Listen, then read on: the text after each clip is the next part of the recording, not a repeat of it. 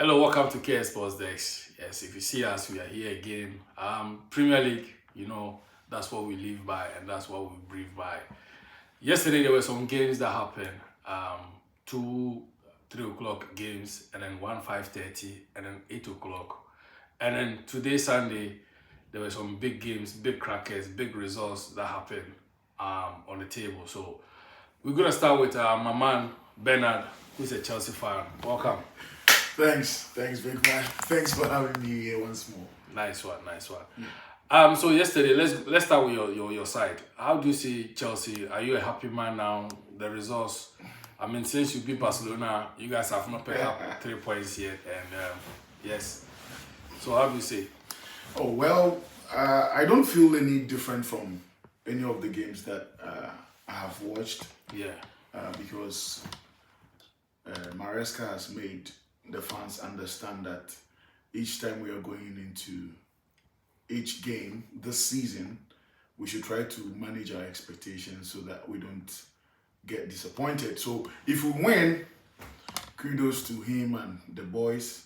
But I would say that on any normal day, Chelsea, Everton, I would tip Chelsea to win hands down. So it isn't anything superficial. Yeah, I think coming from Everton's side, David Moyes, he's played against the big side, let's say the top 6 or top 7 Premier League teams that we know, the traditional teams that we know that. Away, he has not beaten any one of them. Man U, Liverpool, Chelsea, Arsenal, Tottenham, he's never beaten them away.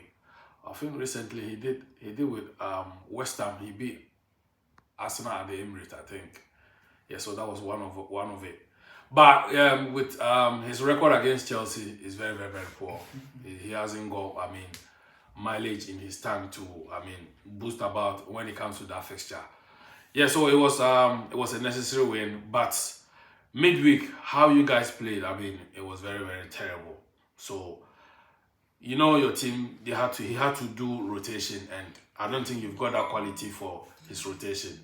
So how do you sum it up coming into the weekend, knowing that Kompama is back, that he needs some minutes? Yeah, so as a manager, as a football person, I know that each time the result doesn't go the way that the manager expects, he goes back to his drawing board with his technical men. They try to restructure things, and I believe that they did their homework very well, because if you watch the match critically, I cannot compare it to any of the matches that we played before that game.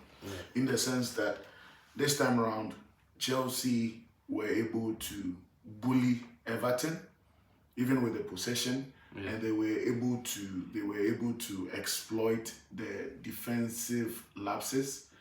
And then that is what got us in the game, because Everton hasn't been bad since the season started. They've lost a few matches here and there, but I think yesterday Maresca went into the game with a master plan, and then he delivered. Yeah, that's good sound. So Kopama is back, Estevao is out. I kind of feel a little bit for Estevao because I think he deserves to be starting in this Chelsea lineup.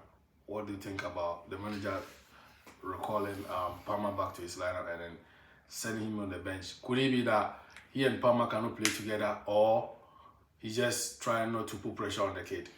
I think Maresca is a very smart man.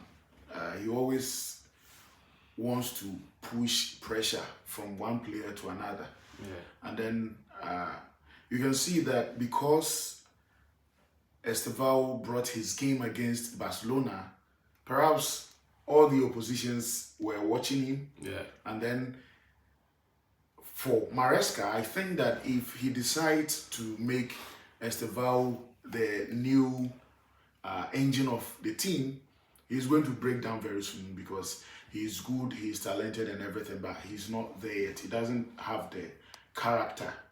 Yeah, but more games will give him character. Yeah, more games will give him character, but I don't know what Maresca thinks, but I think that as a Chelsea fan, he's trying to shield him. And then I think he said in one of his interviews that he can play with Cole Palmer anytime, any day. He said that before. And I believe that he giving Cole Palmer the minutes ahead of Estevao was just to give him a boost and confidence back into the team. Yeah. Because yesterday, he came in, coming from injury. He hasn't played much this season, but he was able to get a goal, and I think it is good for his confidence as a player, and then as something that he is going to build on since he's been absent for quite some time. That's what I think. Oh, okay, that's very good. I think your win is a big win because the table, as the season is going, we are into 16 or 17 games now, and the table is beginning to take shape. Looking at how Villa are also mounting their pressure to get into that top four or, be a title contender. It was called for Chelsea to win. But on the other side, it's Liverpool that is behind. Despite all our turbulent season, all the chaos that has been surrounding the club off the pitch and on the pitch, Liverpool, we've managed to get back into where we want to be, and we are behind. We are 2 points behind Chelsea currently. So, the game yesterday, it was really nice game, but on the 25th or the 26th minute when Joe Gomez got injured, it had to come off. That was where the storyline or the headlines for the whole week had to be another topic again. What do you think about Mo Salah coming on for Joe Gomez? Well, I think your manager is a very smart man. In terms of composure, he's got the composure such that anytime he's had a chance to grant any interview, he doesn't seem too bothered about whatever situation that is happening in the camp. And I think it's a positive thing for him because he knows what he is doing, and then he's not swayed by the pressures coming from different angles. So what I believe in is the man knows what he's doing. He is sticking to his plan, and it is working for him. Mo Salah coming in, I felt that earlier in the game, your manager realized that he needed players who could run both in and back. So steadying the game from the 25th, 26th, I think bringing Salah on was a good addition. And then yesterday, Salah of all people, when he lost the ball, he was tracking back. So I think putting him on the bench, letting him know that the club is bigger than him and there are other quality players as well, has stirred up something in Salah for him to know that, come on, you can be dropped anytime. For me, I think when Salah came on, or before, he knew that at some point he would be coming on because the manager had a conversation with him on Friday, and I'm quite happy that he has to accept that he cannot just be a passenger in the team. His numbers are there, they speak for him. Even yesterday when he came on, he gave an assist, which is a record goal involvement for any other player in the Premier League. He's the one. He's got that. So, I don't have a problem Salah playing, but the thing is, he has to accept that football is a team. It's a teamwork. It's a team sport. So, if a manager think your quality or your attributes you have is not needed in that particular game or in some fixtures and he bench you, it shouldn't be a problem. And prior to that, before a manager will drop a player, I'm sure they'll have a conversation. You understand? Yeah, I understand that, but you see, Salah is a big player.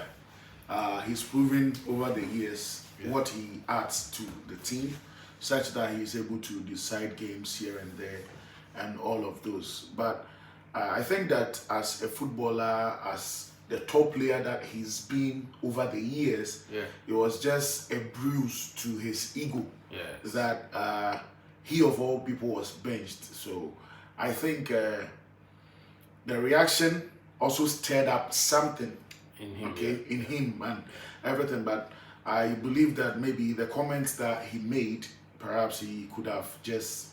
For me, I think, personally, I think he's apologized behind the scenes. Not a public apology.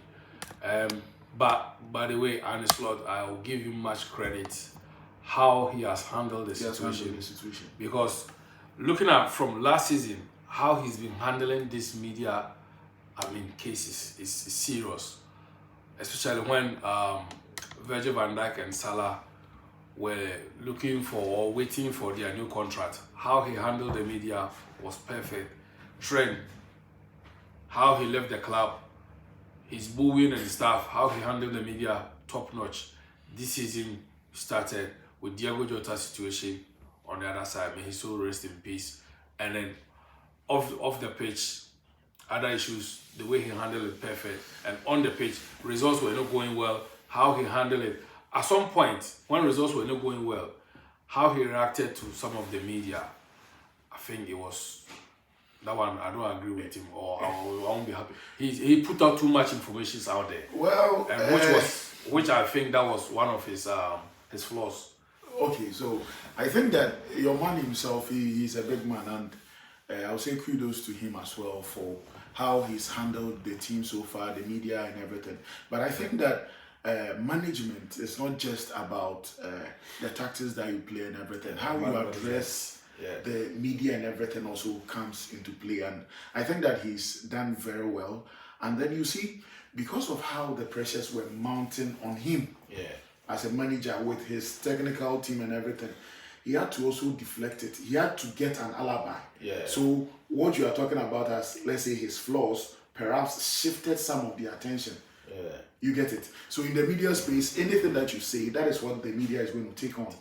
And then the English media is very strong and very loud, you know. So if you are talking about, let's say, my players, one after the other, and I think I can make a comment that is quite trivial, I'll go for that, so that you focus on that, you leave my players alone, so that emotionally and psychologically I'm able to. So I think that is what he did. You know? Perfect. Yeah, so Liverpool won the game 2-0. Fastest goal of the season was yesterday, 47 seconds, or was it 46 seconds, from Hugo Kitike. But today, it's been broken by West Ham Fernandes. It was 26 seconds against Aston Villa. So with less than 24 hours, the fastest goal has already been broken. And for me, I think that is going to stick for the rest of the season. That is going to be the fastest goal. Never say never. Never say never. Because I know. Until today, you didn't even think that someone was going to... Oh no, 47 seconds, I thought it could be broken. Oh, well. But 26, that means that person must go under 20. Yeah. 15 seconds, 19. It can be possible, who knows? It is possible. It's always possible. It is always possible.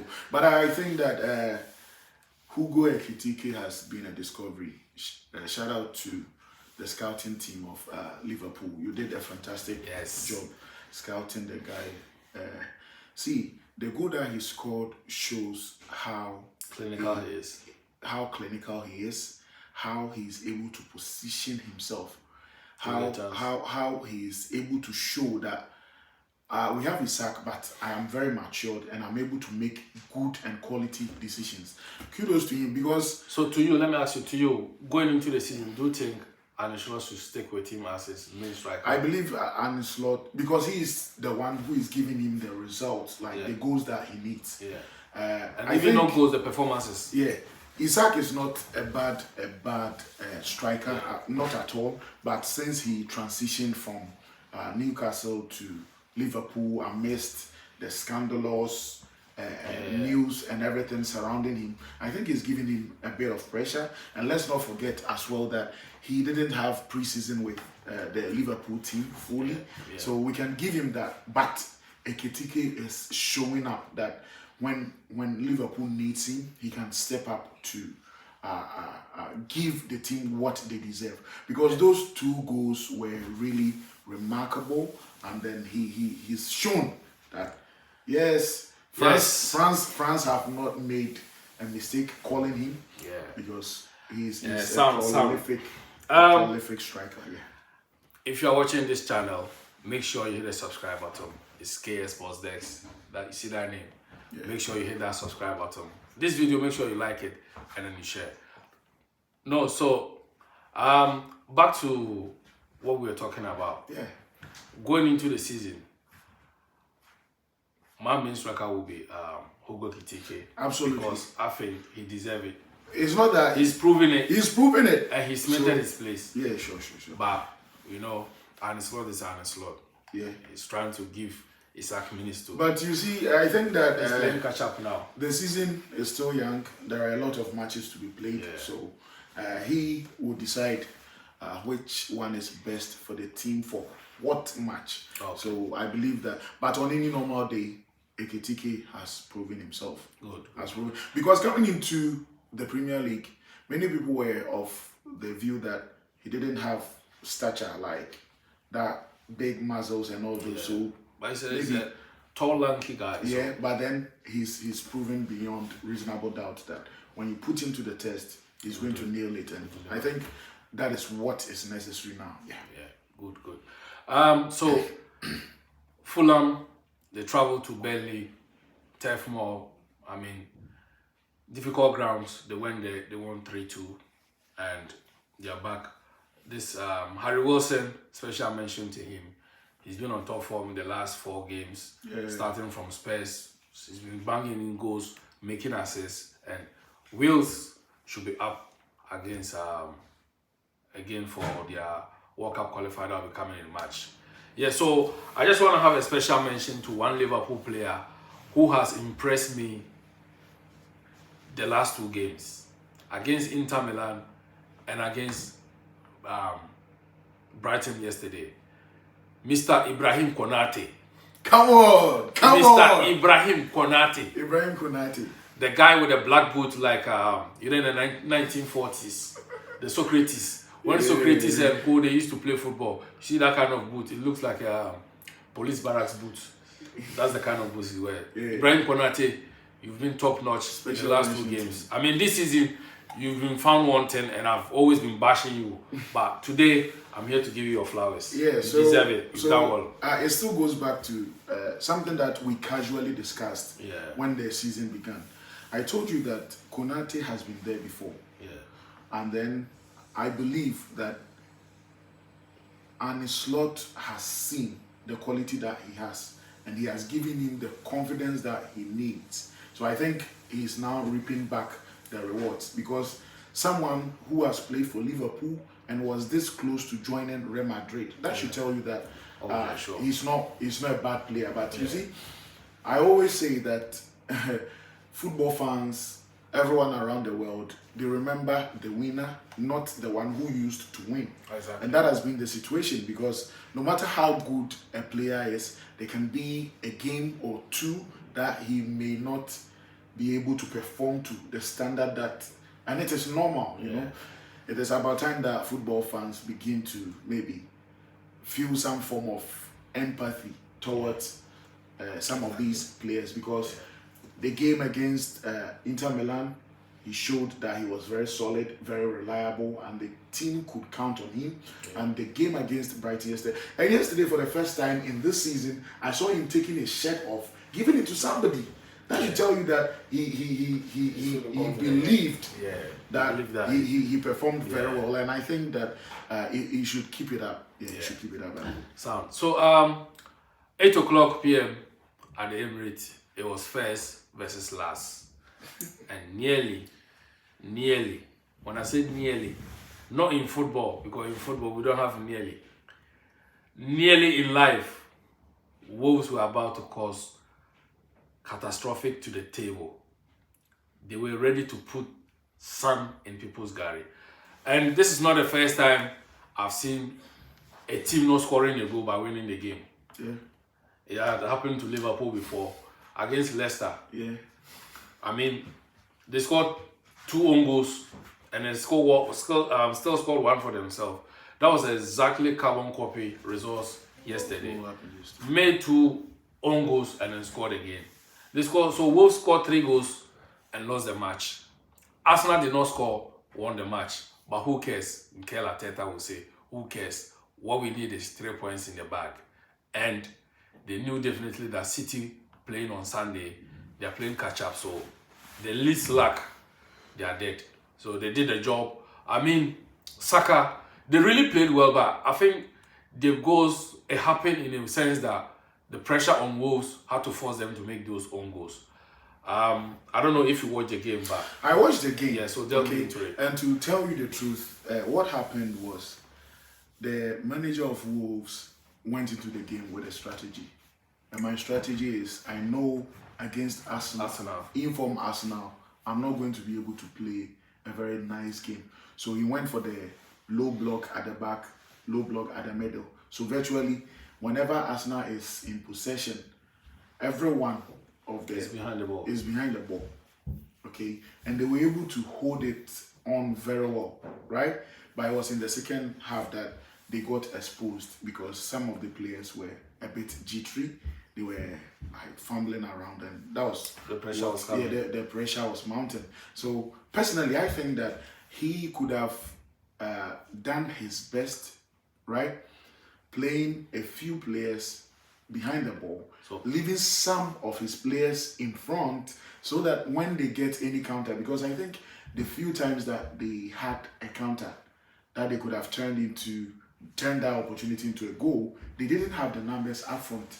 And then one player running straight to the Arsenal pool like that, he will get tired. His legs will be weak and all of this. I think that was what that low block.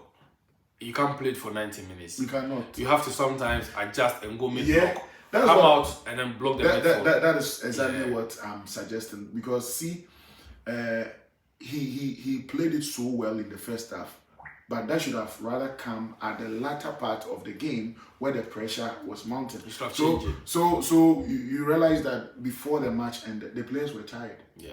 Because they did all the job. But congratulations to Arsenal. They did the job, and everyone watching the game, I think only Arsenal fans were supporting Arsenal yesterday.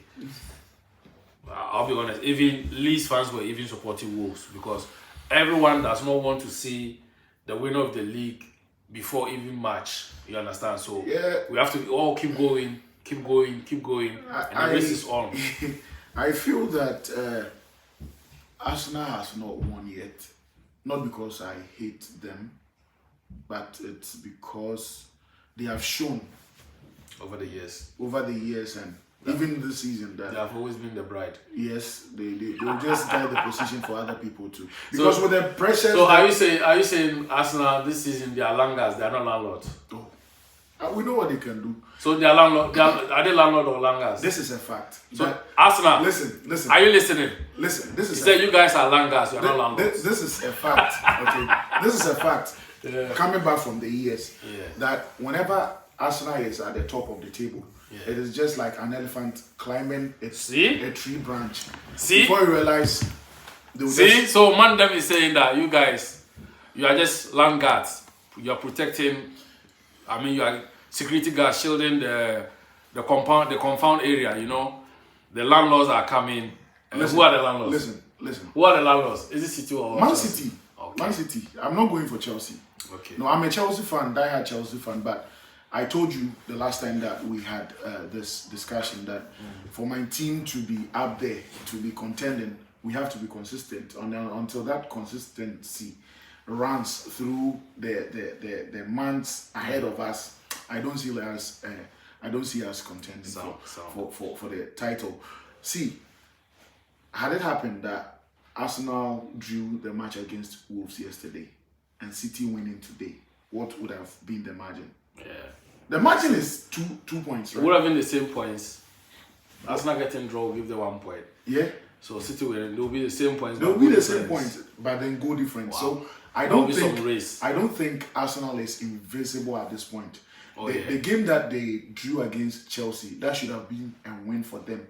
If they wanted to still be the like front line runners like to the title, then perhaps they should have won that game. Yes. And then the subsequent games as well. Yeah. Because so the thing is, where I'm sitting, in my view, I think if City were in that predicament that Arsenal are in, it would be hard for them to be putting those gears back. But looking at Arsenal, where they are now in the table, and they've got some key members of their team away, and they're still, if you can even take out the results of the Villa, taking out that results from the Villa, they've not lost a game since those people not around the club, like not available to play. Getting a draw against Chelsea, being 10 men or whatever it is, I don't see shame in it. No. Probably losing to Villa, knowing that you have to win the league and has to be. That's what I'm but saying. People are saying that Arsenal this season, the only big team, traditional so-called big team, they've beaten this season is only Man United and Spurs. And Man U, going back to last season, those were the teams that were fighting for relegation. Yeah, So you see, so they've not beaten City, they've not beaten Liverpool, they've not beaten Chelsea, they've not beaten Villa. Yeah. You see, but my problem is it doesn't matter. So far as obviously, if you see the fixtures, second round of the league, most of those big teams that they are saying are going to the race. So probably that is where we are going to get cooked. Because I know Liverpool is going there, Man United is going there, Chelsea is going there. With us now, you cannot predict just by saying that they come into the Emirates. And see, Arsenal, Chelsea, it is vice versa. Chelsea knows how to play the big teams. Yeah. Arsenal knows how to play the smaller teams. The smaller teams. Because Arsenal, for 2-3 seasons, they haven't been able to get like massive results against the big teams, which I think is a big problem for them, because I think until last season they have not beaten City. Like it was last season that they beat City. Yeah, I think last season they beat which I think a team that wants to win the title should know how to do it.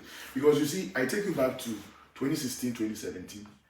Freshman Antonio Conte, he comes to Chelsea, plays a formation that no one has used over time in the Premier League, and people thought that he was going to fail because 3 back, 5 in the middle, 2 in front. People were thinking that no, this one only works in Italy, but that same formation, he used it to beat City. You understand? He used it to beat Liverpool, and at a point it felt Chelsea was invisible because of how they were playing. It got to a point that people thought Chelsea was going to win and they were going to be like invisible until we lost some of our matches. But even that, the consistency, the gap difference, and it was there. So before the season ended, we knew that.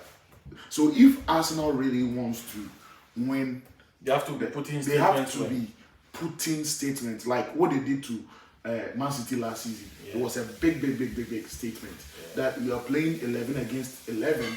Man City, you score in 5-0, and then at a point it felt Guardiola has lost touch with his football, his tactics, and everything. Those are the kind of results that we expect from True, I agree with you. Title-winning teams. Yeah, but whatever we take it, they've won yesterday, and the gap is still there. I don't take that from them. They did well back when. That was what I emphasized the last time that we met, that they are able to get results from the smaller teams no matter what. And I believe that as a team that wants to win the title, those are some of the that no matter how bad, some way, somehow. Because you see, Saka's attempt from the corner, he made an attempt. He's an Arsenal player, right? And then he hits Johnston, unfortunately, and then it went in. Those are the things that we spoke about the last time, and I believe that they should just keep on. But then the other teams are coming. You are coming. Liverpool too, we are coming. If everybody says that we are coming, we're also coming. So today some games also happened at the London Stadium. It was West Ham, and they played against Villa, where West Ham took an early goal, the fastest goal so far this season, 26 seconds from Fernandes. But they went on to lose this game 3-2. Goals from Morgan Rogers and Oli Watkins put Villa back in position to be behind City 1 point, and they are above Chelsea again on the table. On the other side, it was Forest. Forest, thumping. Forest, Tottenham Hotspurs were lost in the Forest. Most definitely. Maranakis, you need to be investigated how you hijack these people in that Forest. We are looking for them because Liverpool, we've got Tottenham next week, so we need to come and look for them from that Forest. And don't forget Liverpool, that this Forest came to Anfield and discarded Liverpool into the bin. So they are not, they're a team that they want to play, they will play. When they don't want to play back. Now, the pressure is on Thomas Frank. Do you have to say anything about his tenure there? Thomas Frank. He's an excellent manager. But I think it is about time that he levels up and then get this great mindset that Tottenham is not like Brentford. Very good. And for Thomas Frank to shine at Brentford, it took him years. Yeah.